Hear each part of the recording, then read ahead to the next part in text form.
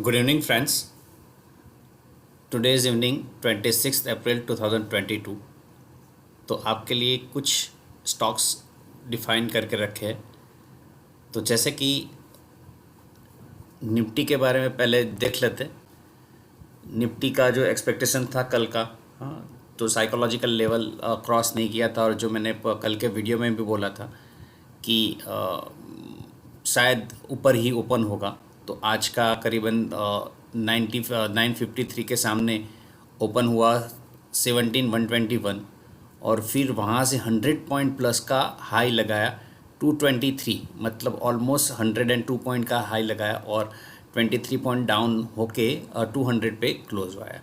अब ये निफ्टी का जो भी सिनारियो बन रहा है, तो अब यहाँ पर ही मैं फोकस कर रहा हूँ। तो एक छोटा सा डब्ल्यू मुझे दिखेगा, हाँ, क्योंकि बड़ा लेवल बड़ा टाइम फ्रेम और छोटा टाइम फ्रेम, तो मुझे डब्ल्यू लग रहा है। तो ये प्रॉपरली पैटर्न कंफर्म कब होगा? तो जब ये 17,384 और 17,385 के ऊपर चलना स्टार्ट करेगा। तब तक के लिए हमको जस्ट ऑब्जर्व करना है, क्योंकि SGX निफ्टी कुछ नेगेटिव दिखा रहा है, ऐसा मुझे मैसेज मिला है। देख लेते हैं SGX निफ्टी क्या है, जिससे वो दूध का दूध पानी का पानी हो जाए। ओके, 17,073 है, जो 55 पॉइंट डाउन दिखा रहा है। तो यहाँ पर 200 से 53, मतलब 120 प्लस पॉइंट डाउन हो गया। क्योंकि 150 150 पॉइंट डाउन है, ऐसा माना बोला जाएगा। अभी मॉर्निंग आना बाकी है, क्या हाल होता है क्या नहीं, तो वो देखते। यहाँ पे गैप रह गया कि नहीं रह गया देख लेते।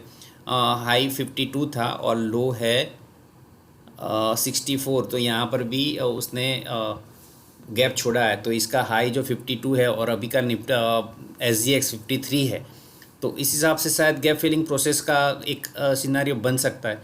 बट ये पॉइंट आपके लिए बहुत इंपॉर्टेंट रह जाएगा, क्योंकि इसके लो के बीच में कोई होप नहीं रहनी चाहिए लॉन्ग करने वालों के लिए।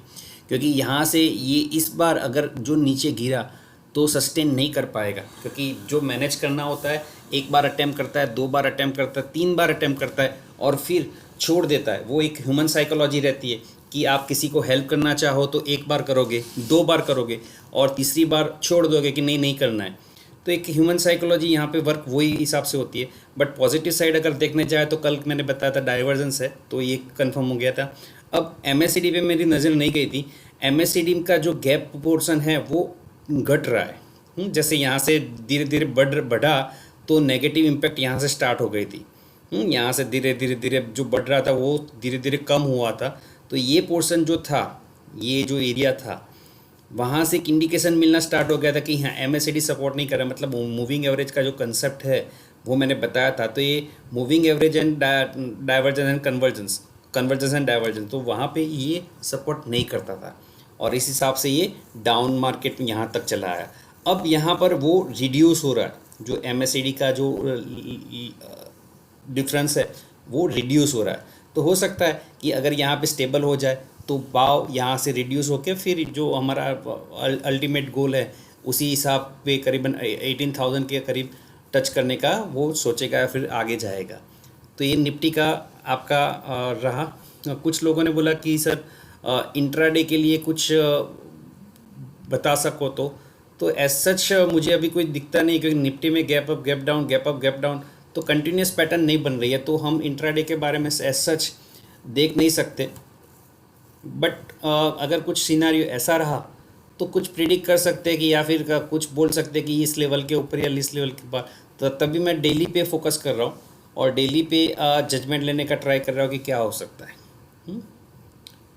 अब कुछ स्टॉक्स के बारे में, न्यूज़ ऑन स्टॉक्स कल के लिए तैयारी। तो मैंने कुछ स्टॉक्स निकाल के रखे हैं जो आज अच्छे परफॉर्म किए। उसमें से है एक मैं वहाँ पे ले लेता हूँ, चार्ट देख लीजिए आप। एग्रोफोर्स करके है। एग्रोफोर्स में यहाँ पे देखिए MACD की बात, ओके, तो मैं यहाँ पर ले लेता हूँ। बहुत अच्छा मूव रहा डेली में। कल भी एक अच्छा मूव था, आज भी एक अच्छा मूव है, और मैंने जो वहाँ पे चार्ट दिखाया वहाँ वो पे मैंने वीकली में कन्वर्ट किया है। तो वीकली में देखिए कि कहाँ से कहाँ तक, ये करीबन 2021 का लेवल है, 13 दिसंबर। ये हाई था 34 रुपीज़, जो कल ही उसने शायद क्रॉस कर दिया था, मगर रडार पे नहीं आया था या फिर कुछ लिमिटेड स्टॉक ही लेते हैं। ये कल ही उसने तोड़ दिया था। हाँ, तो 39 रुपीज़ था और आज बैक टू बैक अपना जलवा उसने दिखा दिया। बट फिर भी आने वाले दिनों में इसको आप फोकस रख सकते हो। क्यों बोल रहा हूँ मैं वेबसाइट ओपन कर लेता हूँ, स्क्रीनर एग्रोफॉस। कुछ डिमांड ऐसी भी आई कि फंडामेंटल और जो भी आप स्टडी करते हो कि परफेक्ट आप अपना स्टडी करके बताइए ना सर, तो अच्छा रहेगा। एग्रोफोर्स पे फोकस करने के लिए जो दिमाग में बैठा रहा हूँ वो ये है, करीबन 9% जो डाउन था, 5% 5 ईयर का ओपीएम, वो घटकर 20% तक चला गया था। और इस साल जो रिपोर्ट करने जा रहा है फिर हो चुका है वो 8% है। तो ये पॉजिटिव साइड या फिर पॉजिटिव इंडिकेशन जो मिलने थे वो मिलना स्टार्ट हो चुका है। ये 21 के अराउंड तक, कितना था, 23, तो ये बुक वैल्यू था उसके बरोबर ही भाव था, तो वो भी अभी बढ़ के डबल हो चुका है। स्मॉल कैम कंपनी है, बहुत छोटी कंपनी है। हाँ, इक्विटी साइज़ 20 करोड़ की, मतलब काफ़ी अच्छी है, बट उसका जो रेट कम है इस हिसाब से वो कम है। 18 पी है, तो ऑलमोस्ट थोड़ा हायर की साइड पे है पी। बुक वैल्यू भी काफ़ी बड़ा है, मतलब न्यूट्रल है, ऐसा तो नहीं बोल सकते। करंट रेशियो भी अच्छा है। प्रॉफिट क्वार्टर में 3 करोड़ का रिपोर्ट किया था 81 के सामने, और यहाँ पर 3 करोड़ के सामने 5 करोड़ का एक्सपेक्टेशंस है। तो बहुत छोटी कंपनी है, मतलब उसका परफॉर्मेंस ऐसा, मगर मुझे चार्ट के हिसाब से, क्योंकि एक ज़माने में इसका भाव क्या हिसाब से, क्योंकि कंपनी के परफॉर्मेंसेस देखने तो लगता है कि हाँ ये कंपनी में, तो ये वॉल्यूम एक्यूमुलेशन जो था और फिर भाव को तोड़ा, तो वो एक डाउट क्रिएट करता है। बट अगर आपको निकलना आता है तो फिर एक छोटा सा प्ले, हाँ, कुछ 20-30%, 40% के लिए अगर खेलना चाहो, या फिर थोड़ा कॉन्फिडेंस नहीं बैठ रहा निकालने के लिए, मैंने निकाले दी टेक्निकल्स, बट जब फंडामेंटल चेक किया और फिर निकाला तो थोड़ा डाउट क्रिएट कर रहा है। बट इवन मैं थोड़े क्वांटिटी के साथ जा सकता हूँ, क्योंकि मुझे मेरे अंदाजे के हिसाब से करीबन 75-80 और 100 तक भी ये स्टॉक आने वाले दिनों में दिखा सकता है। परफॉर्मेंस इस फंडामेंटल बेस होने चाहिए, तो एक काफ़ी अच्छा स्टॉक रहेगा। सेकंड स्टॉक निकाला है मैंने मोल्टेक। मोल्टेक में ये पूरा देखिए, ये जोन जो है, ये आपको जो शेड में दिख रहा है, तो वो वॉल्यूम है, वॉल्यूम एट द प्राइस। तो यहाँ पे मैंने निकाला है, तो ये सपोर्ट जोन यहाँ पे बना था, ये सारे का सारा सपोर्ट जोन था। और आज ये जो लेवल था करीबन 21 का, जुलाई 21 में उसने एक जंप लिया था, और फिर कूल डाउन होके वो 70 के आसपास अराउंड सेटल हुआ। यहाँ पे 60 तक भी अटैम्प्ट करने का ट्राई किया, तो 100 तक पहुँच गया था, और फिर 60-70 की जर्नी देख के आया, और फिर अभी रन लिया है, और आज बड़े वॉल्यूम के साथ उसने ये लेवल तोड़ दिया है। 107 का लेवल जो था वो तोड़ दिया है। वो ये हमारे चार्ट में देख लेते, मोल्टेक।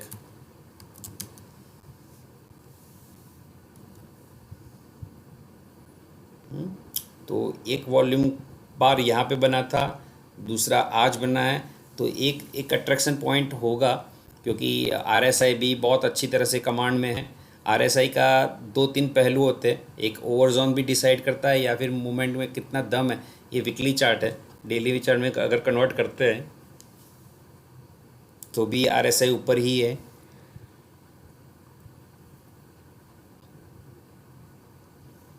ये 107 लास्ट टाइम जो ये अटैम्प्ट हुआ था, वहाँ पे उसने ट्राई किया, मगर वहाँ पे सेटल नहीं हुआ, फिर ये कूल डाउन हुआ। वहाँ पर भी वॉल्यूम पर अच्छा था, एक, then second and then third. तो आप बिहेवियर देखिए, हाँ, एक दिन चलता है, 2-3 दिन ठंडा रहता है, फिर चलता है, फिर ठंडा रहता है, और फिर चलता है।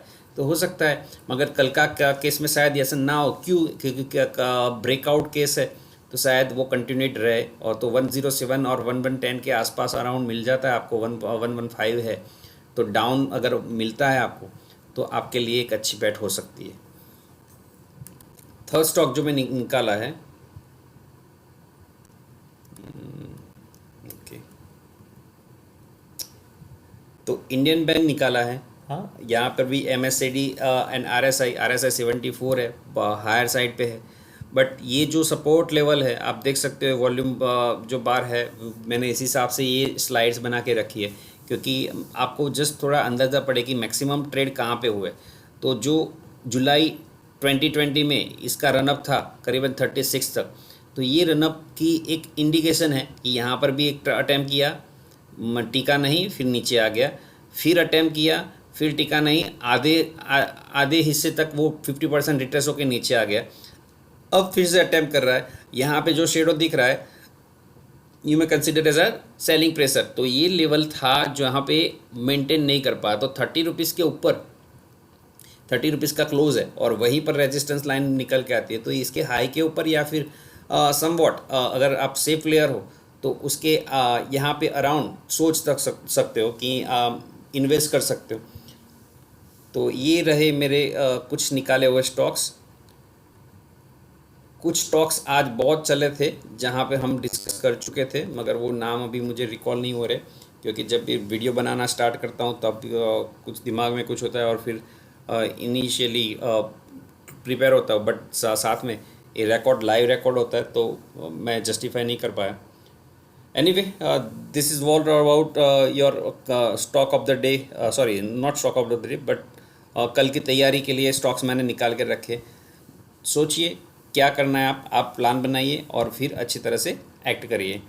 Before investing do consult with your adviser, वो अच्छा रहेगा क्योंकि मैं नहीं बोलता कि मेरे पे ट्रस्ट करके, ब्लाइंड ट्रस्ट करके आप आगे बढ़ो। So here I am deriving for myself, educational calls मैं डिराइव करता हूँ। Thanks a lot, thanks for watching, bye bye.